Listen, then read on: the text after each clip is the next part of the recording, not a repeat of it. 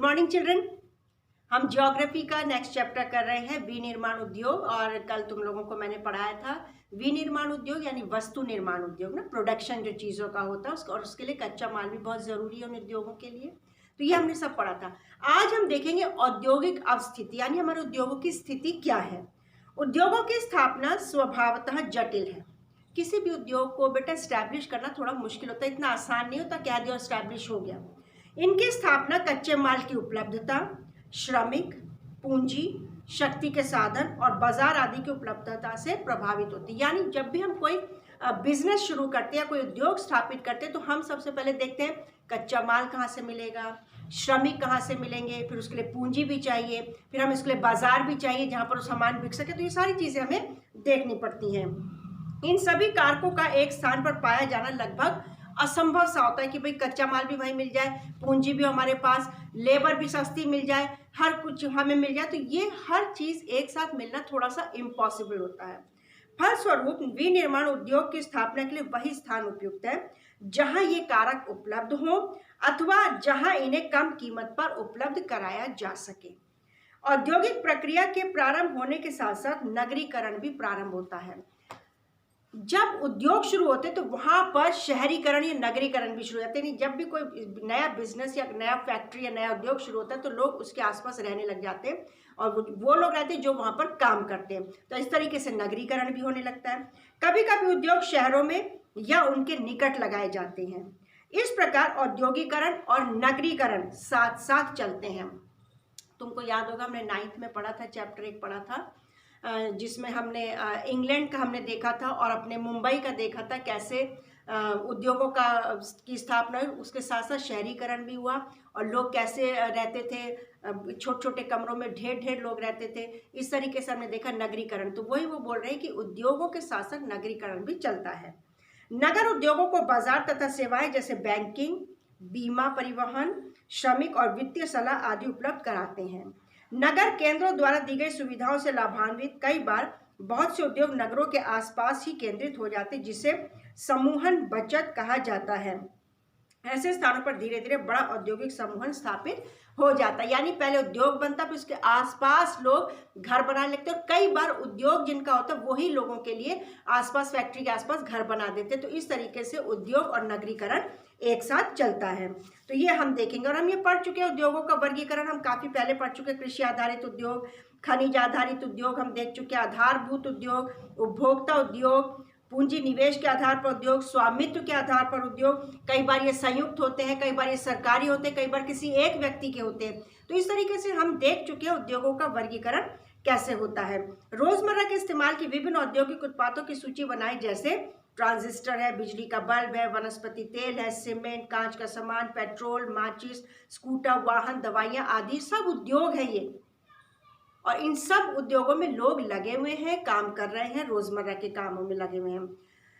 उद्योगों को निम्न प्रकार से वर्गीकृत किया जा सकता है, जैसे कृषि आधारित उद्योग जैसे सूती कपड़ा, चीनी, बहुत सारे हैं, ऊनी वस्त्र, पटसन, रेशम वस्त्र, रबर, चीनी, चाय, कॉफी, वनस्पति तेल उद्योग, ये सब। अब तुम सोचोगे इसमें ऊनी वस्त्र कहाँ से आ गया, ये तो कृषि आधारित उद्योग नहीं है। ये प्रथम क्षेत्र का उद्योग है जिसमें मछली पालन और भेड़ पालन भी आता है। तो ये कृषि आधारित उद्योग ही कहलाते हैं। फिर है खनिज आधारित उद्योग, जैसे लोहा है, इस्पात है, सीमेंट है, एल्यूमिनियम है, मशीन है, औजार हैं और पेट्रो रसायन, ये सब खनिज है और इनसे उद्योग होते हैं। फिर आधारभूत उद्योग होते हैं, उपभोक्ता उद्योग होते हैं, इस तरीके से ये सब होते हैं। कृषि आधारित उद्योग में ये तुम लोग पढ़ लेना अपने आप, सूती वस्त्र है, पटसन है, रेशम है, ऊनी वस्त्र है, चीनी है, वनस्पति तेल आदि उद्योग कृषि से प्राप्त कच्चे माल पर आधारित उद्योग है। तो ये सारा डिटेल में दिया हुआ है कि सूती वस्त्र उद्योग कौन कौन से कैसे कैसे, जैसे नवंबर 2011 तक देश में लगभग 1946 सूती तथा कृत्रिम रेशे की कपड़ा मिले थी। इनमें से 80% निजी क्षेत्र में और शेष सार्वजनिक और सहकारी क्षेत्र में थी। यानी कपड़ों का उद्योग बताया है कि कितनी फैक्ट्रीज थी और आज कितनी है। इस प्रकार से फिर बताया कि कौन से राज्य में, जैसे हमने शुरू से पढ़ते आ रहे हैं, 8th में भी हमने पढ़ा था कि जो सूती वस्त्र उद्योग है वो गुजरात का फेमस है।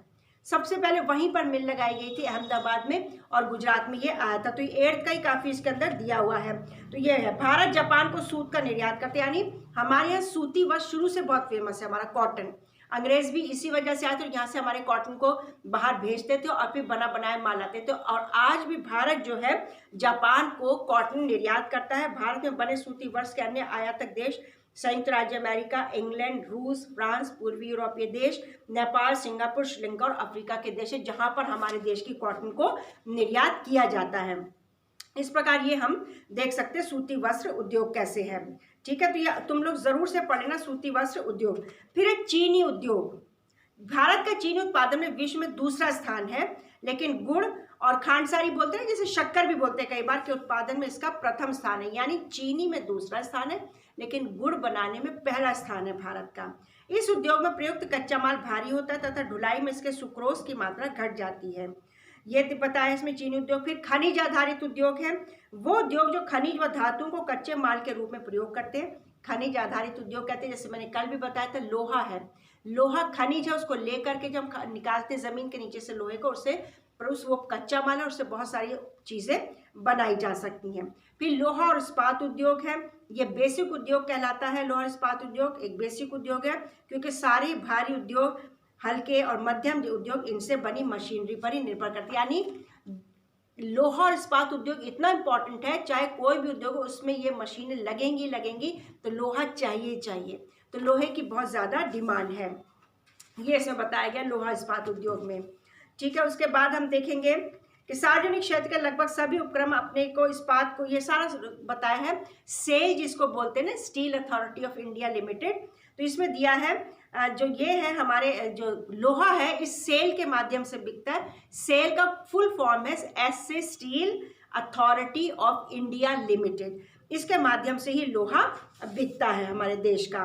फिर एल्यूमिनियम प्रगलन है, एल्यूमिनियम की तारें होती हैं, बहुत पतली पतली, बिजली की तारों में भी लगती है, तांबे की तार भी कहलाती हैं, ये सब इसमें इस्तेमाल किया जाता है। फिर है उर्वरक उद्योग। उर्वरक उद्योग नाइट्रोजनी उर्वरक, यानी यूरिया जिसको हम बोल सकते हैं, खाद भी जिसको हम बोल सकते हैं, इसके हिसाब से ये यूरिया उद्योग, ये उर्वरक उद्योग जो है वो भी हमारे देश का बहुत फेमस है। फिर सीमेंट उद्योग, घर बनाने के लिए, कोई भी भवन बनाने के लिए सीमेंट का भी बहुत इस्तेमाल होता है। और सीमेंट जो घर, कारखाने, पुल, सड़कें, हवाई अड्डा, बांध, मतलब कुछ भी बनानी हो बिल्डिंग, सीमेंट का प्रयोग होता ही है। इसके लिए सीमेंट उद्योग बहुत महत्वपूर्ण है। फिर मोटर गाड़ी उद्योग, उसमें बसेस भी आएंगी, टू व्हीलर्स भी आएंगे और कार्स भी आएंगी, ट्रक्स भी आएंगे, ये सब मोटर गाड़ी उद्योगों में आएगा। फिर है सूचना प्रौद्योगिकी और इलेक्ट्रॉनिक उद्योग, यानी मीडिया और इलेक्ट्रॉनिक आइटम, जिसमें टीवी है, फ्रिज है, वॉशिंग मशीन है, इवन मोबाइल है, कंप्यूटर्स हैं, लैपटॉप्स हैं, ये सब इलेक्ट्रॉनिक उद्योग में आएंगे। और सूचना प्रौद्योगिकी, सूचना यानी इंफॉर्मेशन, मीडिया, ये भी एक किस्म का उद्योग है। अब ये तो सारे हमने उद्योग देख ली कि कौन कौन से उद्योग हमारे देश में, और हमारे देश में सभी देशों में ये उद्योग पाए जाते हैं। अब आगे जब हम नेक्स्ट क्लास करेंगे उसमें आएगा औद्योगिक प्रदूषण और पर्यावरण निम्नीकरण, यानी जब ये उद्योग स्थापित होते हैं। अब तुम सोचो कि ये उद्योग शहरों में क्यों नहीं स्थापित होते, पहले तो शहर बन जाते हैं उसके आसपास, लेकिन धीरे धीरे फिर उद्योगों को शहरों से अलग किया जाता है। तो क्यों इन उद्योगों को जहाँ पर रिहाइश है, रेजिडेंशियल कॉम्प्लेक्सेस होते हैं, वहाँ पर क्यों नहीं रखा जाता है? कुछ रीज़न है, क्योंकि इनकी वजह से कुछ प्रदूषण होता है। उस प्रदूषण को औद्योगिक प्रदूषण कहते हैं। वो औद्योगिक प्रदूषण हम नेक्स्ट क्लास में देखेंगे कि क्या होता है। लेकिन बेटा, जितने उद्योग मैंने तुम्हें बताए, जैसे सूती कपड़ा उद्योग है, चीनी उद्योग है, वस्त्र उद्योग है, सीमेंट उद्योग है, इलेक्ट्रॉनिक उद्योग है, ये सब उद्योग जो बताए पढ़ जरूर लेना। क्वेश्चन आंसर्स मैं आज भेज दूंगी। कुछ क्वेश्चन आंसर जितने हो जाएंगे वो क्लास वर्क में करना, जो रह जाएंगे वो होमवर्क में करना। ठीक है, ये मत पूछना मैडम इतने सारे क्वेश्चन है, इतने सारे क्वेश्चन है। मैं सारे एक साथ भेजूंगी, जितने हो सकेंगे कर लेना, लेकिन क्लास वर्क में फिर होमवर्क में जरूर से कर लेना। ठीक है, नेक्स्ट क्लास में हम पढ़ेंगे औद्योगिक प्रदूषण और पर्यावरण निम्नीकरण।